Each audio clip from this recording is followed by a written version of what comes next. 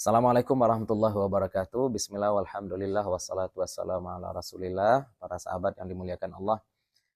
Sebenarnya kita berharap ya tahun ini Indonesia ini sudah ada kesepakatan antara Muhammadiyah dan pemerintah terkait kapan berhari raya. Walaupun metode yang dipakai berbeda, akan tetapi ternyata masih ada khilaf-khilaf yang terjadi ya, perbedaan-perbedaan yang terjadi dari kesepakatan Jumhur Ulama Indonesia yang diwakili oleh NU barangkali, Perti juga, Muhammadiyah juga.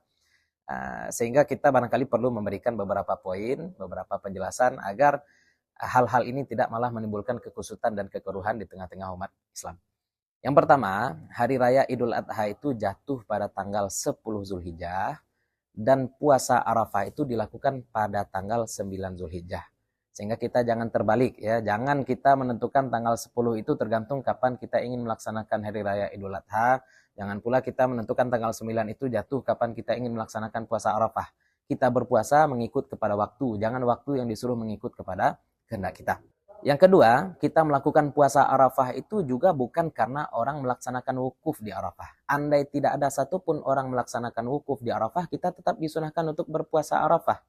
Bahkan pensyariatan puasa Arafah itu sudah ada sejak sebelum wukuf di Arafah itu dilaksanakan. Maka masing-masingnya adalah ibadah tersendiri, jadi jangan dikaitkan antara puasa Arafah dengan wukuf di Arafah. Kita melakukan puasa Arafah, bukan puasa wukuf. Selanjutnya, wukuf di Arafah itu memakai standar nampak atau munculnya hilal di Makkah. Maka orang-orang yang melaksanakan wukuf tidak bisa memakai standar hilal di Indonesia. Begitu pula kita di Indonesia sebenarnya tidak bisa memakai standar hilal yang ada di Makkah. Karena ada perbedaan zona waktu antara kita dan juga Makkah. Boleh jadi hilal sudah tampak di Makkah tapi belum tampak oleh kita. Boleh jadi hilal sudah ada di Makkah tapi sudah tenggelam ketika kita observasi dari daerah kita. Maka masing-masing harus menghargai zona waktunya. Nah, kita juga harus memahami metode untuk memahami awal bulan. Kalau Muhammadiyah menentukan awal bulan itu dengan konsep wujudul hilal. Saat hilal sudah ada, walaupun ketinggiannya tidak mencapai 3 derajat, asal hilal sudah berada di atas ufuk, berarti bulan baru sudah masuk.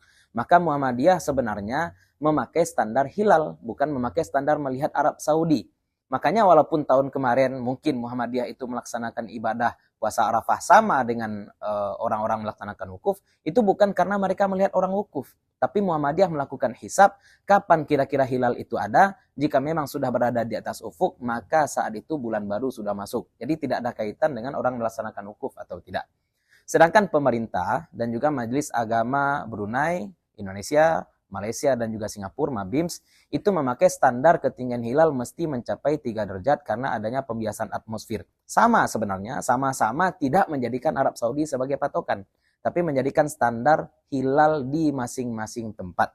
Maka kalau misalkan kita mau pakai standar Arab Saudi untuk menentukan awal bulan, kita mesti mendatangkan dalil juga. Mana dalilnya Nabi SAW atau Allah Subhanahu Wa Taala menyatakan berpuasalah kamu karena melihat Saudi atau berbukalah karena kamu melihat Saudi? Tidak ada. Yang ada adalah faman syahida minkumus syahra falyasum.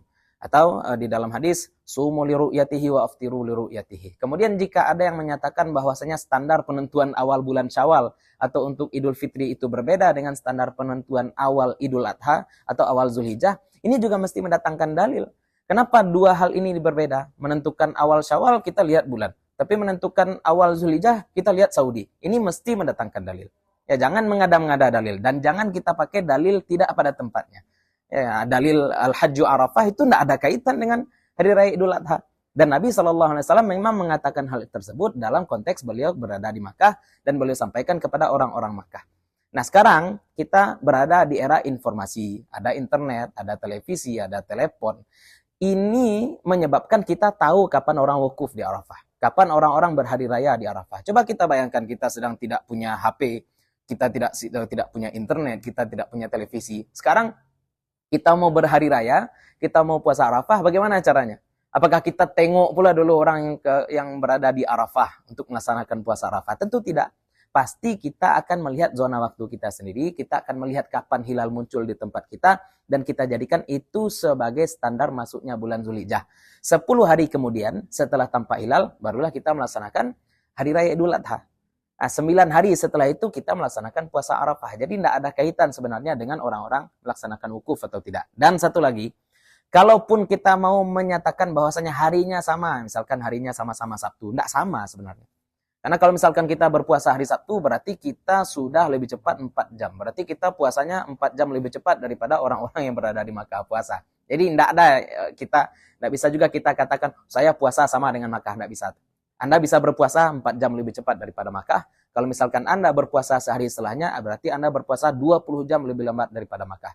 Baik yang berpuasa hari Sabtu ataupun hari Minggu, jadinya tidak ada yang menyelisihi 24 jam. Tidak ada yang berselisih hari. Itu penting juga. Kita harus paham bahwasanya bumi ini selalu berputar. Jadi tidak bisa kita katakan mutlak bahwasanya Indonesia lebih cepat 4 jam daripada Makkah. Karena di sudut pandang lain kita juga bisa katakan bahwasanya Makkah itu lebih cepat 20 jam daripada Indonesia. Yang penting juga kesepakatan antara pemerintah dan Muhammadiyah itu sebenarnya adalah kesepakatan mayoritas atau jumhur ulama di Indonesia. Ini bukan orang-orang yang bodoh ya, bukan orang-orang yang tidak tahu kapan jamaah haji wukuf, bukan orang-orang yang tidak tahu kapan orang-orang di Makkah melaksanakan hari raya Idul Adha. Mereka semua tahu. Tapi mereka juga tahu bahwasanya perintah Nabi SAW dan perintah Allah adalah menjadikan waktu sebagai patokan ibadah.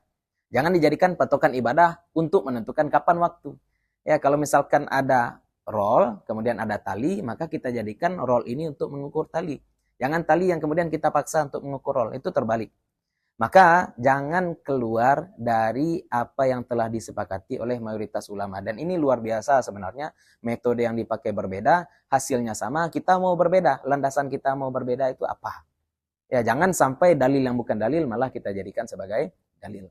Satu lagi yang paling penting, kalau kita bukan ahli fikih, kalau kita bukan ahli astronomi, jangan kita ikut pula membahas sesuatu yang bukan bidang kita. Kita harus ingat bahwasanya Nabi SAW katakan, "Idza usnidal amru ila ghairi ahlihi fantaziris sa'ah."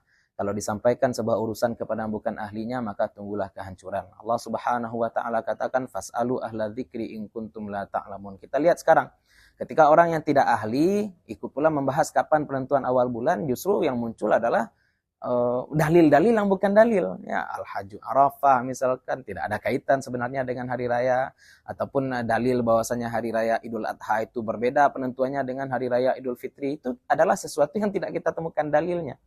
Maka serahkanlah sesuatu kepada ahlinya agar kita juga bisa tenang, agar kita juga bisa tetap menjaga ukhuwah kita, menjaga ketenangan beribadah kita. Kalau kita ingin berbeda, ya silahkan. Tapi landaskan itu semua kepada ilmu, dan kita juga harus pertimbangkan kesepakatan jumhur ulama. Nah, itu kalau menyelisih jumhur dalam perkara ini namanya syadz. Maka ini perlu kita perhatikan juga. Wallahu ta'ala a'la wa alam. Mudah-mudahan Allah jaga hati kita, Allah jaga ukhuwah kita. Pokoknya kita tetap sama-sama bersaudara, kita sama-sama saling mencintai. Mudah-mudahan puasa Arafah yang kita lakukan dapat menghapus dosa kita setahun sebelumnya dan setahun kemudian. Mudah-mudahan saudara-saudara kita yang melaksanakan ibadah haji diberikan haji mabrur oleh Allah. Mudah-mudahan saudara-saudara kita yang berkurban diterima kurbannya oleh Allah. Assalamualaikum warahmatullahi wabarakatuh.